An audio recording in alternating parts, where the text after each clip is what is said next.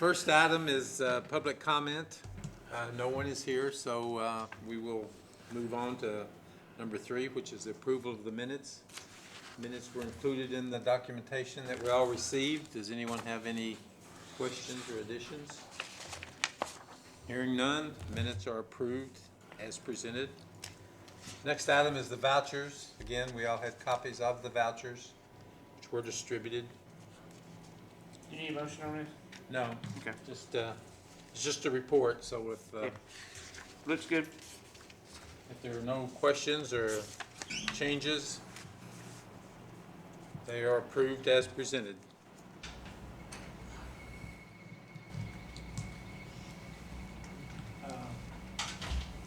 We got started right on time and missed the public comment session, so do either of you have any? Here to listen. Okay. We just approved the minutes and the vouchers, and now we're ready to move on to the financial reports. Dudley? Thank you, Mr. Chairman. Before you got the revenue expense summary through March 2019. For the month of March, the electric department had a net income of $41,000.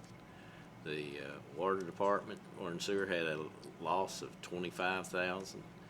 If you look at the year-to-date numbers, the actual year-to-date, the electric department is $590,000 ahead of the forecast. That's primarily due to the sales less revenue. We had a really good summer. Our industry has done pretty well, but the winter was mild, so the residential really kind of balanced out. The industry really picked up quite a bit to make up that difference. And of course, that coupled with our virtual power plant and the things that we do in peak shaving and stuff, our margin has been quite well, and that makes up $600,000, which is basically what you got right here in your difference. Our expenses are running a little over. That's mostly materials. We've had a lot more expense on materials this year than we did last year. In the water and sewer department, again, sales killed us throughout the whole year with the rainy season. It makes a difference. I've seen it year after year. And on top of that, our expenses are running quite a bit more because we've had to spend a lot of money on pumping and labor and cleaning, and it's just been very intensive on labor and equipment to keep those lines functioning through all this weather. So the water department is showing 116 behind the forecast, but really it's higher than that because this money from this grant has been coming in a little earlier than I anticipated. So it's going to be in the red, no doubt about it. But I can get into more detail if you want, but other than that, that's pretty much where we stand. Any questions, Dudley? When do you think we'll be looking at raising rates? July 1st. I should have, that's what we're working on, because I'd like to combine that with our budget this next month. And so everything is gelling to try to gel, because now that we have, we're getting our arms around our expectation of what we have to make up in terms of revenue in water and sewer, because that's specifically what we're talking about. We don't anticipate any rate action or any recommendation for any rate action in electric. So this comprehensive study really encompasses an appropriate rate through the system of not only our residential, but as it pertains to and will affect our major large users also. So what I'll be recommending that will incorporate that within the budget, a rate that is going to give us the revenue that we need to stay in the black. Sounds good.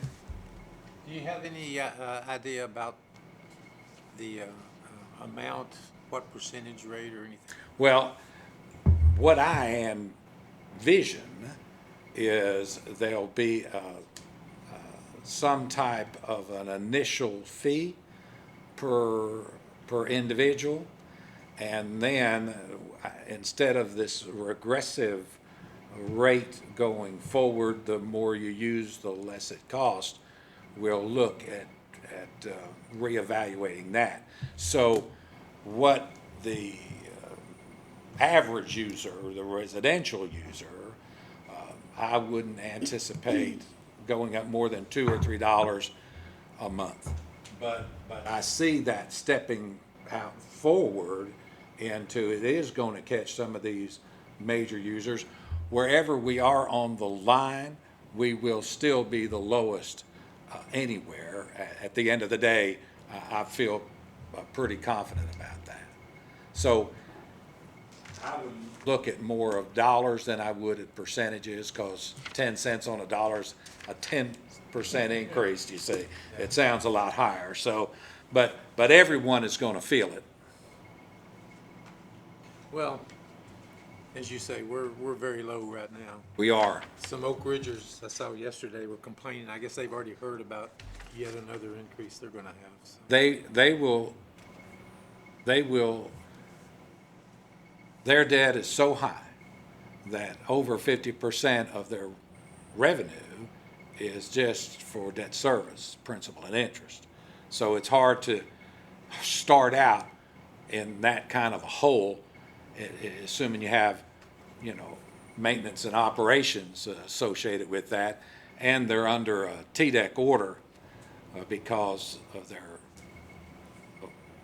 past system improvements, the necessary improvements.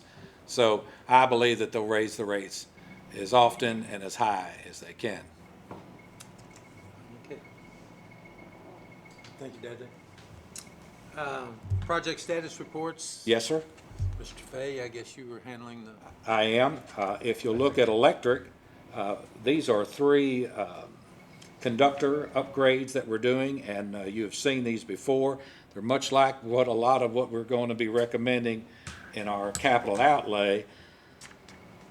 Norris is in the 3rd phase of a 3-phase project, and that is to take about a 4,000 system up to a 13.5, which is the modern day. We've got aerial cable out there. Longmire Road, that is complete now. The construction is complete on that. And Sunset to Hillcrest, we're in the construction on that, and we should be finished that by the end of next month. And I'll be glad to answer any questions you may have on that. We need to approve that. No, sir, I think that's informational. Okay. Are you ready for water and sewer, Mr. Water and Chairman? sewer, you're doing the whole thing. Yes, Okay. sir, I am. You will probably not recall that work order 887S was approved in August of 2018. That replaces 30-year-old equipment and existing wastewater pumping station. There's 2 of them in Mariners Point. And unfortunately, about 30 years ago, we were putting a lot of these pumping stations out there as our system expanded and as we took on more from Anderson County. Certainly that was to address the Mariner Point subdivision. All of that needs, the timing on that has exceeded its lifespan. So that cost a lot of money to do. We're going to reuse the wet wells in those pumps, but that project is moving on, and we should complete that also by the end of next month. The construction's about 60% complete, but we're going to improve the drainage and the lighting and the security around there, and that ought to be finished by the end of next month. Everything's finishing by the end of the fiscal year. Is that just per chance? No, that is just happenstance, but I'm ready to revise that if we have any big problems, but that's what we're looking for. And apparently we have some closing reports here. Right? Not really, they're just pending, and they're just for informational purposes. They're still waiting for Dudley to apply the overheads to those before they get closed. Okay, any questions for Mr. Fay on any of the projects? Okay, let's look at the first look at capital spending for next year. Right. And this will be included in the budget eventually. Yes, so sir. once What we again, like this to is do, because this is the meat, if you will, of what we are planning to do. And everything then is hinged on, do we have sufficient funds in order to fund these projects? And if so, what action is necessary to take place, whether we borrow money or whether we raise the rates in order to do it, or not do it at all. And remember, unlike many budgets, our budget is a guide. We can't stop repairing down lines in April because there's no more money left in our account 593 in distribution expense. So really what we try to look at is what are our plans and how does that fit in with our anticipated expenses and revenues. We generally do a really good job in electric because we've got a history and we've got algorithms to determine operating costs. And generally, Dudley is right on target on operating. What gets them is weather, and that affects our sales, KWH sales, and obviously affects our power cost. And that is obviously our main cost associated with our budget. And a bad week, a cold week, and then a moderate rest of the month spikes our demand. We pay so high for that, so that could tilt it. So if you look at your electric first, you'll see, and we try to, by putting a extra space. So if you look down and you see that there is a section at top and it's delineated by an extra space in there, those are pretty standard items that we put. So we try to say everything every year. We have these specific things in there, and we allocate cost to that, in new services and transformers. So that first section, which represents about 2.2, almost $2.3 million, we've adjusted that. Last year, for example, it was 1.8 million. The four areas that we adjusted is the new services, the new transformers, the small line extensions, and the general work orders, in anticipation of the impact that our recent changes in our policy are going to impact these lines by those four areas. I was going to ask that, so I'm glad you. So yes, what we've tried to, for example, the transformers. Last year was at 370. This year's at 500,000. New services were at 75. Now they're at 115. We've got general work orders at 575 and now 8, and we've got 85,000 in small line extensions from last year up to 175. So we went from 1.8 million to 2.285 million in this section and we really looked at two subdivisions, the ones that we have ongoing, in anticipation of the impact that it's going to have on capital, because contributions in aid of construction for electric are governed under FASB. I'm sorry. FERC. And GASB is for water and sewer. So how we handle that affects, and it's a reduction in plant for these contributions and aid. So these right here, we did try to take and be sensitive to a potential increase, but we're going to have to see how that goes. So that's pretty much a shot in the dark on how that goes. So we anticipate over time we'll be able to get a better handle on what this is, but we do recognize that those costs are going to go up. Now, after the space, so to speak, are the areas that are particular to this coming fiscal year. Some things like pole replacement program that we have 400,000, that's an ongoing annual thing. But the first section deals with conductor replacement. And we're really, the way we look at that is we try to do a power use study that identifies areas that are where we have capacity issues. And we can do that through thermal testing, what we do. How hot is the line, because of the resistance and what goes through, what the size of the conductor is. And oftentimes you have to raise the size of the conductor in order to get the capacity that you need as new demands come. And demand goes up even without new houses as people use more electricity for about everything that they've got in the house. So we look at this and we identify what areas are at or nearing capacity. And then we also look at areas of where are there are outages, because we track if we have ongoing and we monitor these areas, when do we have an outage? I mean, if a branch slaps a wire and the wire breaks, the wire's brittle because it ought to be able to take a few slaps. So if one section of line, and we've had several outages on that, we have got a program where we track that, and it raises that as a flag. Let's take a look at this. And we've got wire that goes back to the 50s and 60s, small copper wire.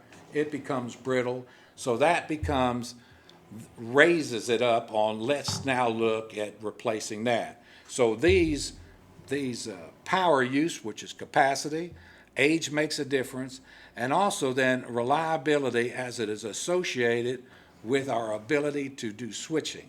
How can we best serve our customers under this flizzer that we have? And in order to bring people back online, we have to switch and relocate power from one circuit to another circuit, and that makes a difference on the load of what we do. That's one of the things we did on Longmire. We identified that as a choke point in the section, and that was one of the reasons why we changed that line out. So $2.6 million of this budget is specifically related to conductor upgrade. And last year we were at 2.5 million, so it's right in that ballpark. We constantly look to get somewhere in that, not more than that mark for these upgrades. And these will show up as projects to be approved throughout That's the year. correct, exactly correct. When you get down past that, you've got things for substations, and again, this pole replacement, that's about $400,000 a year. What we do one year is we go out and we identify the poles. So we literally core and sound them, with hammers and core drills to determine what are our poles by age, because we track that. So we know every pole in the system, we know the age of that pole, and then we'll go out and we'll make sure that the pole is still in good shape. A lot of times we have to dig down just a little bit because the rot comes right at the dirt line. So what we're trying to do is identify potential poles for failure. And then we try to fix those at 2:30 in the afternoon instead of at 2:30 in the morning, So one year we're sounding and identifying bad poles, and the next year we're out there contracting, replacing those poles.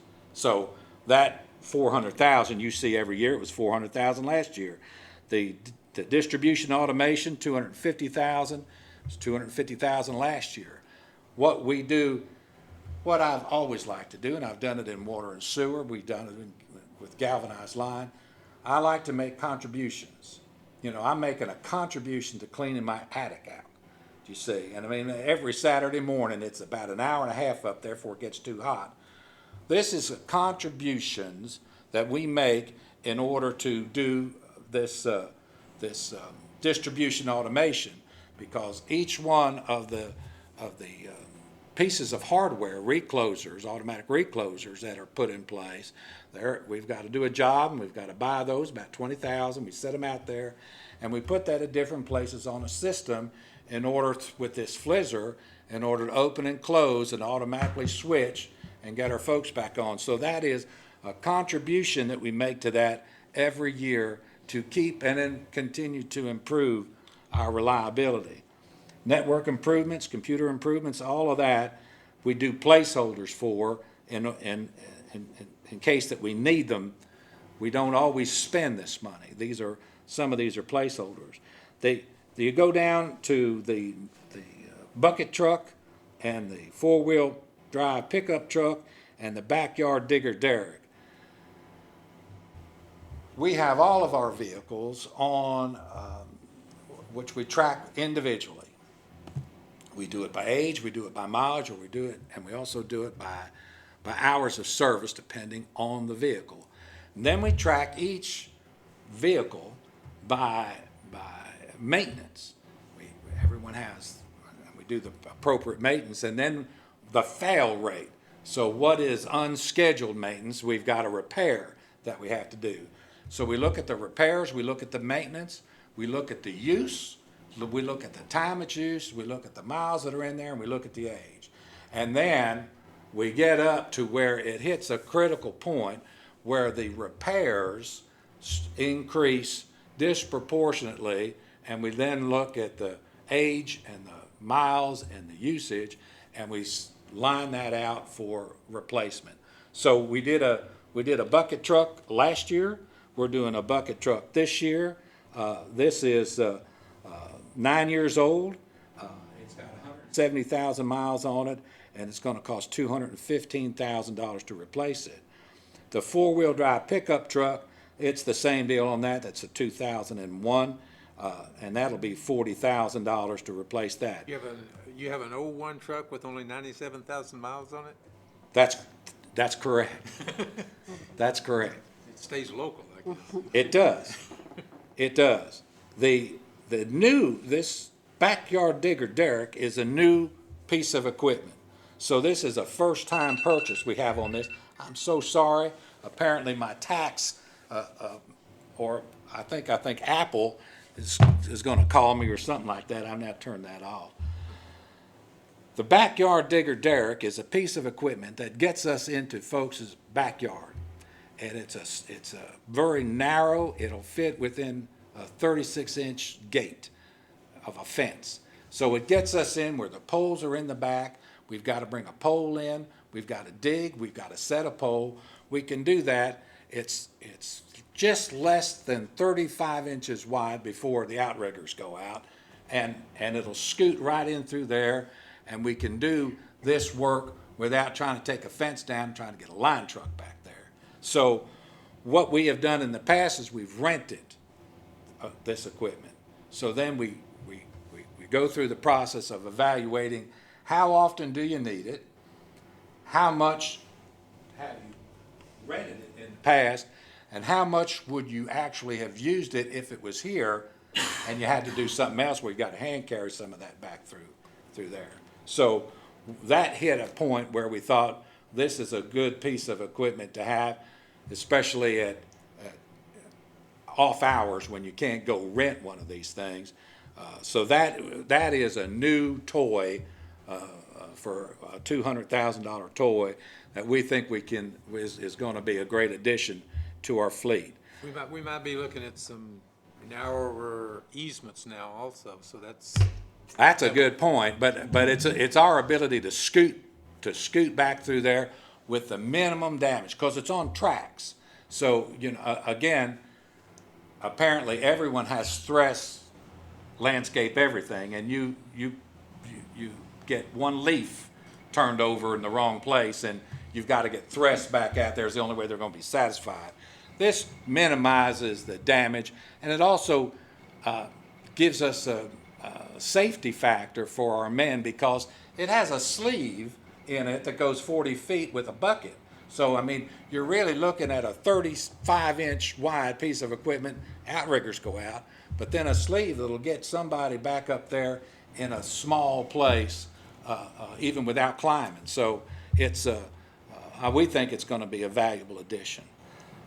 Our last year's capital outlay for electric was $6.2 million. This year it's 6.5.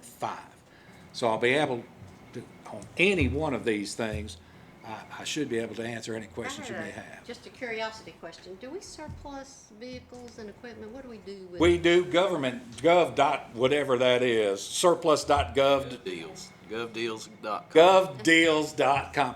The best thing that's ever happened to us, because we used to advertise, and then you get, Jim and Harry coming in from Oliver Springs, good folks, and they'd bid $1,500. We are making money. I mean, I've got an old truck at the house I want to put on that thing because they come from Ohio, everywhere. They come, and when they come, they ask if it'll start. Do you see? I mean, they don't care if it even starts. So we're making 7, 8, 9, 10 times what we were making. Wait, I it's knew not it even was- close. I mean, Yeah. I just wondered if we were using that. 'Cause we've I've had them heard- come from Colorado even Yeah. to get a truck. It's amazing. With a trailer. So we don't have trouble selling. Not at all. Okay. Nope. Any other on electric? And I can go to water if you're ready, Mr. Chairman. You ready for water, everybody? Water and sewer. The same. If you look at water and sewer, you'll see a spacing because we have less, we just made the space bigger. So there's a spacing, it ends at general work orders. The same deal as before with standard amounts. These you'll see every year, and the numbers will change a little, but every year they'll be on there. What you get down to is what's new for this year is after that space. So you've got water distribution system improvements. This is that galvanized water main replacements that I was discussing. We identify, years ago, when we took over First Utility District,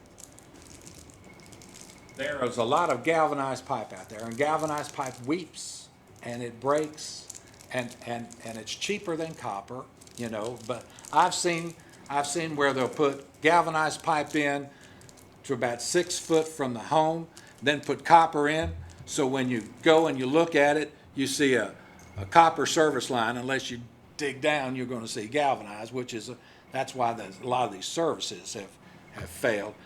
My mission for Cubs mains, and you can get a 2-inch galvanized pipe, 2-inch main, to replace all plastics, and this is not this cross-linked polyethylene I'm talking about, but this old plastic pipe and galvanized pipe all throughout our system.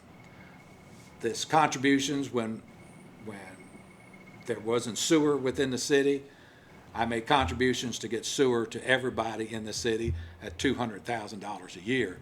Galvanized pipe, we make a contribution every year in order to replace. So over time, and we've been doing it for years, this represents about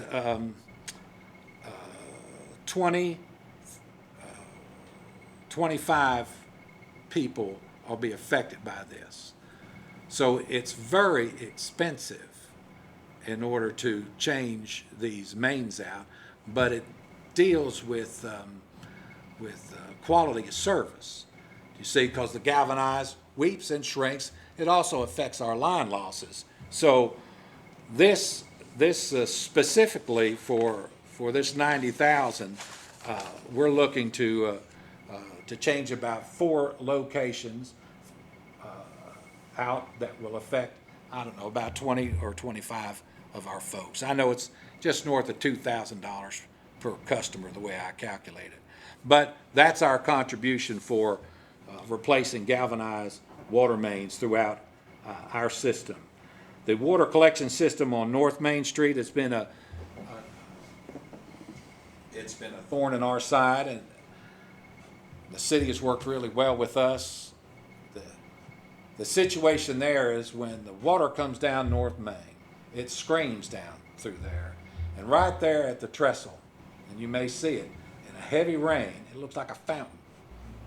And we did some great improvements on that, and still, now when it's these real heavy rains, we still see it, which we'd rather not see it at all.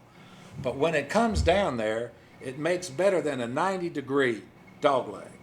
over towards where the old the old Burger House used to be, the train station, where the railroads are right now. One stop is there now.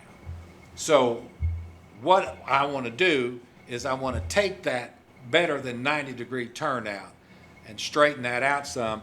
And I believe if I can do that, I believe that water will have a better shot, because when it doglegs like that, that's where it slows down, and that's right where it builds up. So what we're going to try to do is straighten that out some. I talked with the railroad folks, and they're very difficult to get anything from, but that it's going to cost about $16,500 in fees and license with them, and then we'll go down there and we'll dig that out and we'll straighten that line out, and I think that will certainly take care of the problem, is what we see. So that's what that North Main Street, $85,000. And then the upgrades to major pump stations, that represents 4 stations. We're down to 30-year stations that need to be replaced. All the electronics need to be replaced. We're still going to try to retain the wet wells, but the pumps and the electronics are all in that. And those two, we've got about 50 stations, so we try to cycle so many a year so we don't get caught in trying to do 8 or 9 in 1 year. So these have all exceeded their life expectancies. It's all Gorman-Rump pumps, and our plan is to upgrade all of those stations. Finally, another new piece of equipment. This trailer-mounted vacuum. It's an excavator. It is a very neat thing. It will go in and it will drain and clean vaults out, meter boxes. It will actually, you can use it to locate and repair piping, because it comes in off of a 4-inch tube.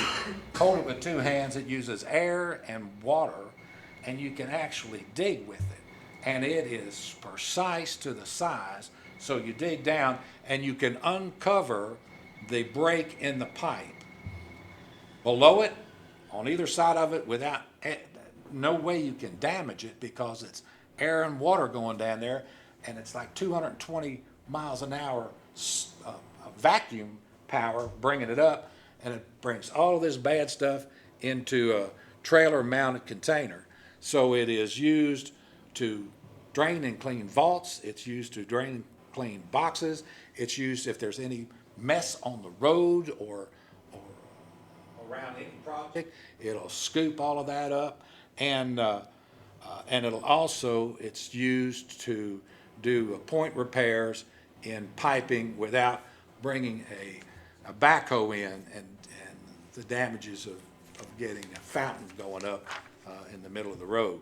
So that's that piece of equipment we're excited about getting, and that is the only new thing that I've got a placeholder for in the budget. We've got $55,000 set aside, and this isn't a capital project. This is an expense project, and this is going to ongoing contributions to abate the inflow and infiltration, I within the system. How does that compare to this year, Greg? I forgot what we had. We had, I think it was 40,000. Here, I've got it right here, Doug. If you don't, I think it's the same. let's see. It was about the same. I was just curious. 55,000 last year.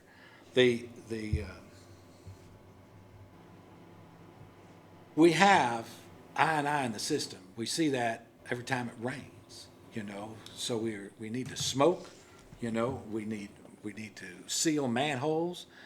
There are pipes that are split. Part of the problem is you've got these cast iron pipes. and it's an old system. So over the years, you've got roots going in and they split them. So every time it rains, especially in our flat areas, the water's got to go somewhere. So it comes down and it finds an opening and it shoots down, and then we peak out in our wastewater treatment plant. So there's so much that we can do with these laterals, but until we did pipe bursting up through where First Baptist is and all of that line, our plan eventually is to replace and repair all of these cast iron pipes, and we'll be putting ductile iron in a lot of this. I mean, I talk with folks down there at Henderson Heights. That line has been in there since it wasn't ours. It was back to the 50s before Cub ever got it. We've done a lot of work down there because they were having difficulties there. We've squared them away, but the end fix is going to be a full replacement. We're now bidding out to get it TV'd because I want to see how bad. I want to see the roots in. I want to see where the breaks are, and if so, we're going to tear that whole thing out and put all new in. So we're doing that. We'll be doing that in sections all over the place. Contributions all the time. The ones that we can identify, the worst ones first. So last year, for example, our capital outlay was 1.6 million because we had two big pumps that we had to get done, and some of that was a carryover. This is at $1 million, so it's about 2/3 of what it was last year. Thank you. Appreciate you handling the whole load without any backup here tonight. Well, I'm just the face, as they say.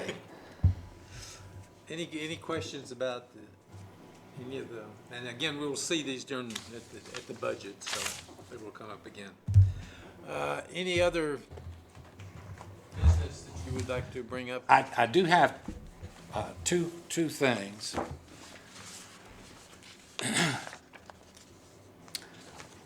The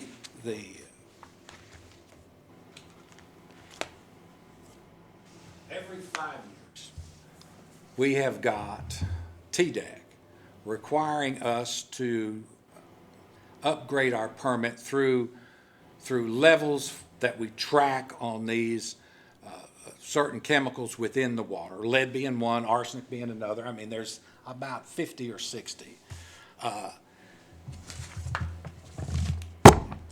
We've got to redo our permit, which is and I know most of you are familiar with this, NPDES, National Pollutants permit that we have. And under our umbrella, we give permits out to some of our industries, like Ishin and Techmere and things like that, anybody that discharges. So every 5 years, we have a technical evaluation to determine our discharge limits. They send us a Excel sheet. We work all through those numbers. We send everything back to them, and then they set limits for us. We actually did very well, and they've even relaxed some of those limits. That's all part of our sewer use ordinance that we're under. We call it wastewater treatment rules and regulations. So under this permit, and streamlining is another word that they use in that, we have got to put these new limits, once they're approved, and they have been approved by TDEC. So now we're going to change our rules and regulations to reflect these new limits set by TDEC. And in that change, which is what I'm going to do between now and the next board meeting, I'll redline that out for you, because next month I'm going to ask that you approve these changes that have been approved by TDEC and set for us, because I want to get it through the board, because that's part of our rules and regulations. So I don't expect you, and unless you've got some questions, and I'll be glad to answer as best that I can, but it's all under this. And Charles, you're the only one that has any chance of remembering this, and I know that you don't, because it happened 5 years ago. Every 5 years we go through this process. And for us then to get re-permitted, we've got to have this part of our sewer use ordinance, rules and regulations, which is what this board is responsible for. And then after that, then we can then re-permit these other industries that fall under our umbrella. So that's gonna come to you next month, but I'm gonna send it out to you, before then, just so you'll get an idea, and I didn't wanna spring it on you without at least you having an opportunity to review. And you usually have highlighted or redlined. I'm gonna redline, I'll redline the changes so you can see So we can what's, just look at that. what's different, that's right.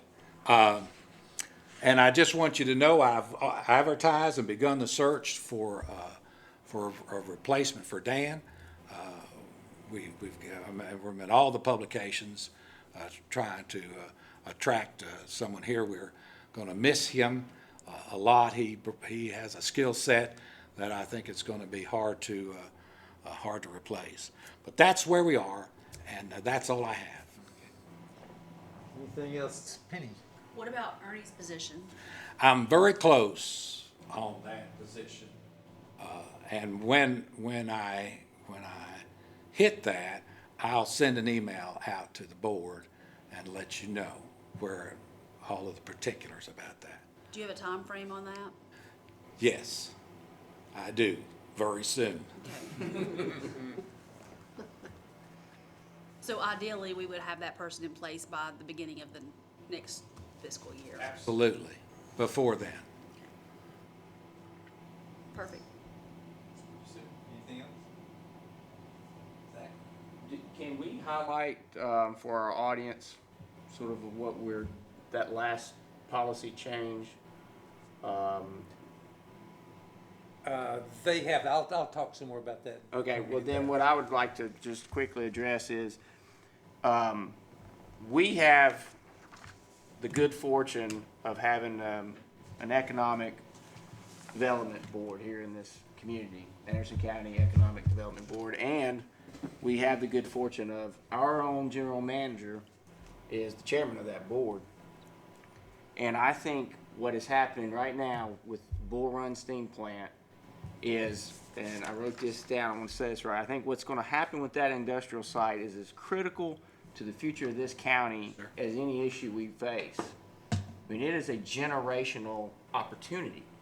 And I think that, I just want to say, I'm bragging on Greg, we have the right leadership in place and the key stakeholders that really understand how to, I think, exploit that opportunity and not let it go to waste. And so I just want to, again, commend CUB and our general manager, because I'm a part of that board. I'm fortunate, I've been selected to be on that board by the county mayor, and they're doing a lot of forward thinking.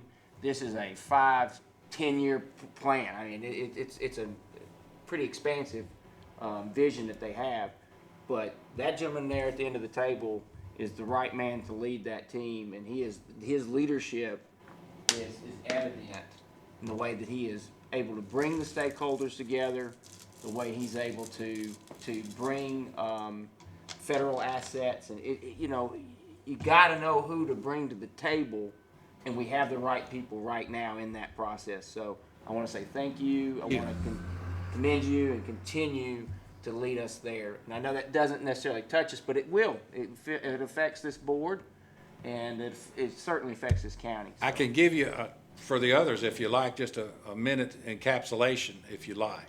Sure. Bull Run is going to be decommissioned by October 1 of 2023. So we've got, as soon as we went through the process about is it or should it be decommissioned, once the decision to pull the trigger that they were going to decommission that, we saw an opportunity. I've been working with Tim.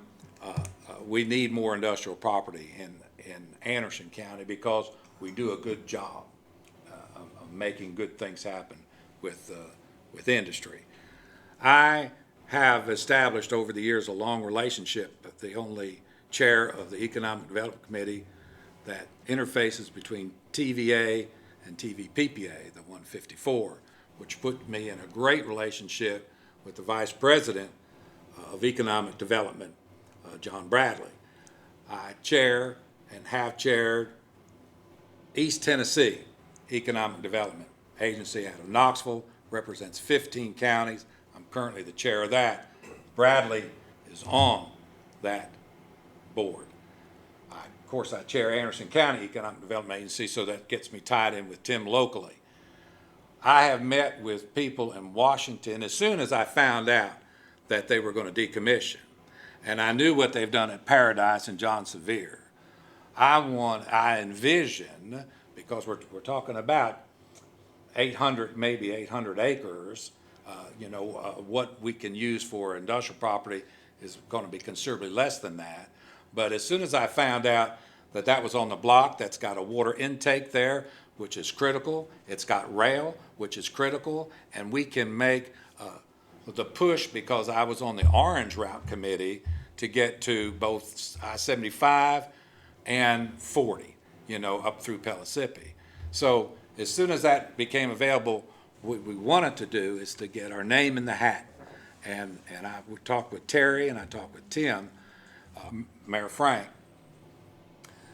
because we needed the county in that process. We have got folks from Knoxville that have talked with TVA, and we've got friends in Oak Ridge that have done that.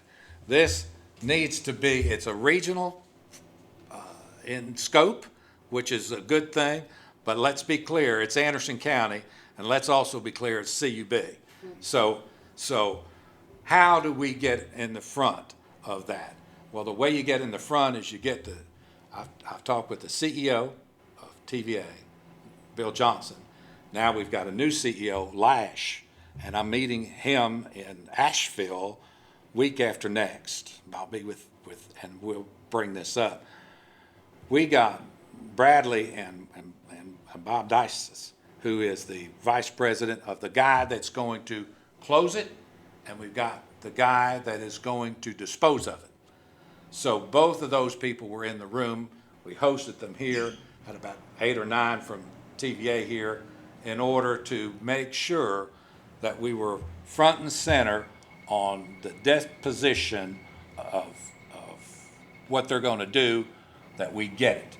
And that's I'm very passionate about that. I told them we had $1,200 in the budget for that, so my expectation is that we can mow the grass. I wanted everything gone, I said, and mow the grass. I want to be able to mow the grass on that thing, and that's the way I want you to turn it over. We'll put a substation there. They've got a switch station that they can keep. We'll section all of that off, and we'll work with our partners in Knoxville and in Oak Ridge, but they'll work with us on what kind of a contribution that they can make with that, is the way that I see that going down. And I've got absolute commitments. I've got Bradley writing a letter so Mayor Frank can leverage that with TDOT in order to get in the process of this expansion of the infrastructure for the road expansion, because that's years out. So it's not like we're starting too soon. So that letter's coming, so she can take that to TDOT and say, here's what's going to come, here's what we're going to have, and here's what that's going to bring. Regionally, it is going to be impactful, the way I see it. So that's going down, and we're very excited, and I can't imagine how that can get derailed. Thank you. I just wanted to say that what Zach said, I am 100% behind. I'm glad you brought that up, because I was going to, but I am very proud of you, and the board is too, that you are in a position to make us front and center for that, so. When you're old, you meet a lot of, get to a lot of people. But the other thing is, can you very briefly give us an update on our employee that was hurt? Yes, And just for the record, I know you sent us an email, but just for the record, would you explain how we had all the safety procedures in place to keep that? yes, absolutely. Thank you.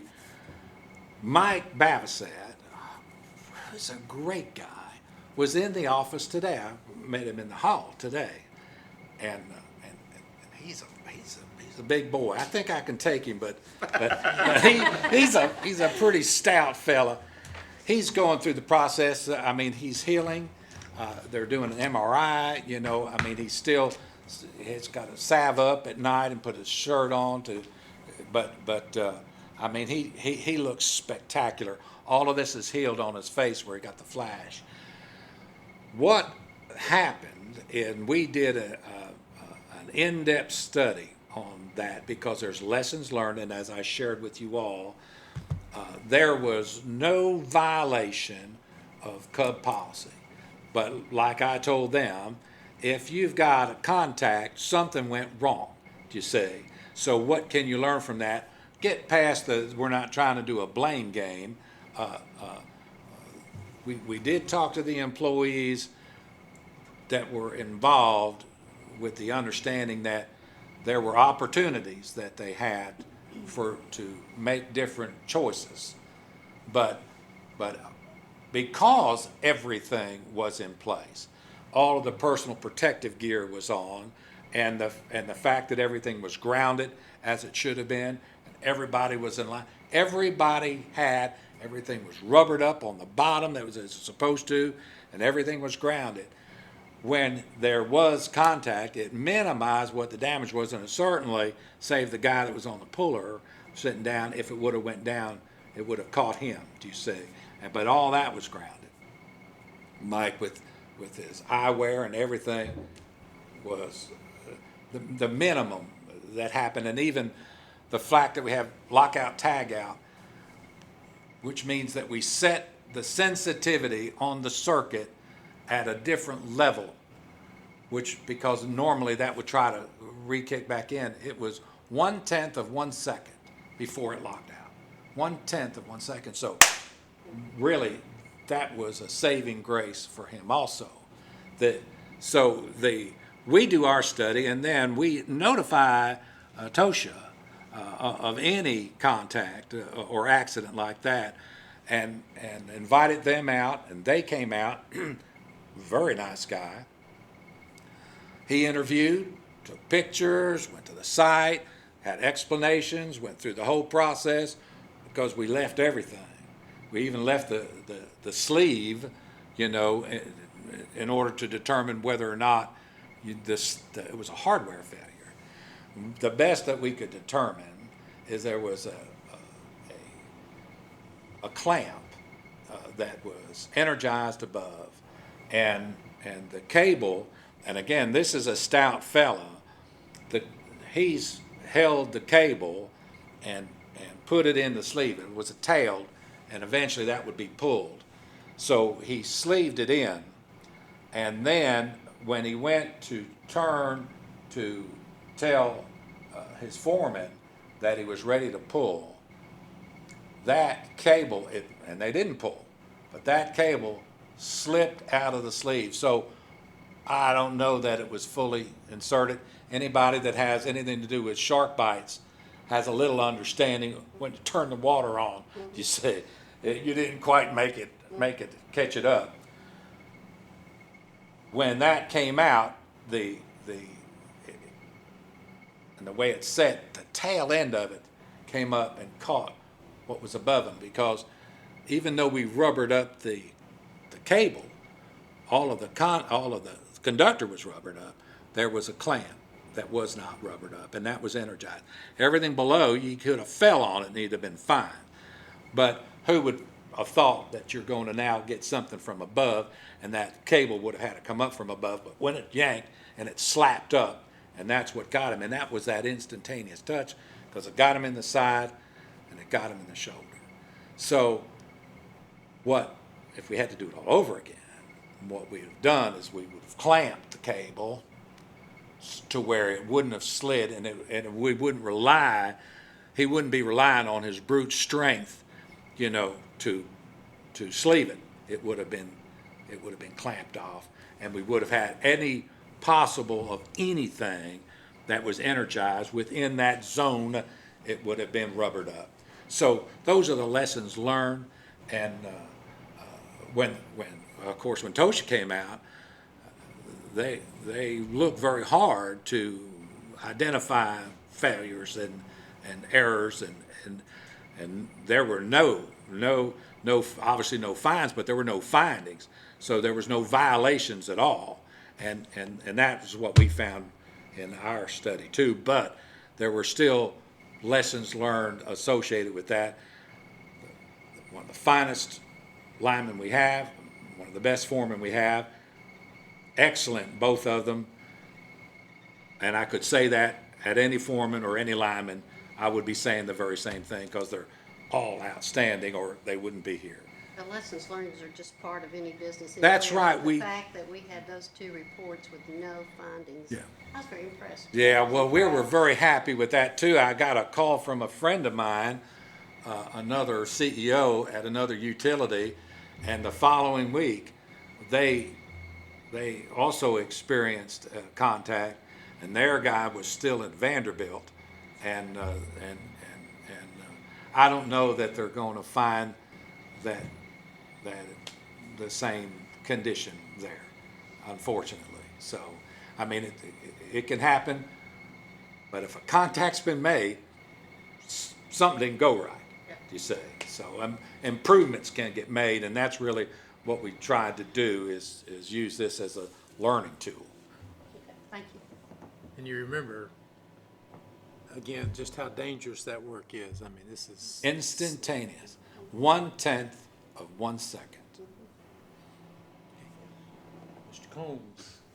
I just have one thing that hadn't been already addressed or asked.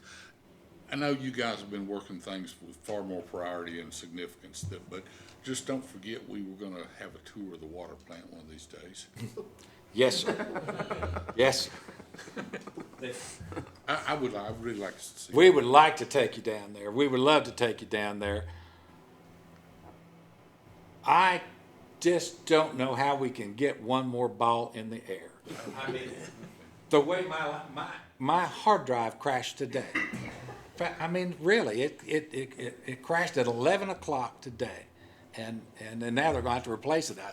Michael just told me that they're going to have to replace it. That is just not. It's just my luck, you know. But we will get to that, and we'll look forward to that, and we'll do it before it gets cold, you know, because we were going to wait until it got warmer. You say. Great. One more thing I had, and you may want to follow up more because I don't know if you had finished, but I just found out today the chamber is looking to host a reception or some sort of meeting, inviting in developers to showcase Anderson County and Clinton to try to get some interest in more residential development primarily in this area. And one of the key parts of that, of course, will be CUB. It will be other things also, but CUB will be a part of it. And we don't know how that will play, but the key thing that I think we'll need to get across will be the impact of all of the policy changes that have been made over the last few months. Greg, of course, will be the person most capable to get that across. And it may be verbal, it may be a presentation, and it may be printed material that they want, something they can hand out. But Greg will be talking with Rick Yes, sir. on that to work out the details. Is there a date set for that? June 17th Thank you. in the morning. And I'm sorry, you have a time? I'm it'll sorry. be in the morning. Okay. He said it's typically 8:30 or 9 o'clock for an hour and a half or so Okay, thank you. when they do those. And I've also asked again today, JD or Joe, to look through the reworking, the wordsmithing that Greg has done on all of these policies to see how they actually turn out in our policies, how they will actually be implemented. So we want to get those clean as we can. We want to make sure that everybody's happy and that it reflects the changes that we wanted to be made. Anybody who has any input, when you go through them, be sure just to contact Greg. And I know JD and maybe some other people are doing the same thing. They'll be contacting Greg. But we want to get those cleaned up, make sure we know what we've done and where we're going, and be able to present that in a positive fashion on June the 17th. That works for me. One question on all that. Tomorrow, we're meeting with Todd down here for Nikki subdivision. It has not been adopted at this point in time. Are we able to assume that we will be able to proceed forward with the rebate program that was presented? Absolutely, Okay. That was- absolutely. And we're glad that you've got the final, because I've directed them, and they will, to look really hard at that, to be a resource to minimize the costs. So where you're looking at a number, what practically can we do working together to now make that number look better? Do you say? And that's what our desire is to do, but that can't be done unless we've got the final, which is what you're saying that you have. Bringing it down with us tomorrow. And then we'll see where we can serve and what we can serve and how we can do that, and can we do some from Miller Road and some from down here, and if so, how does that positively impact the bottom line? We'll work with you on that to try to make improvements on that. Okay, well, thank you all, and we're getting out at a decent hour for Yay! adjourn.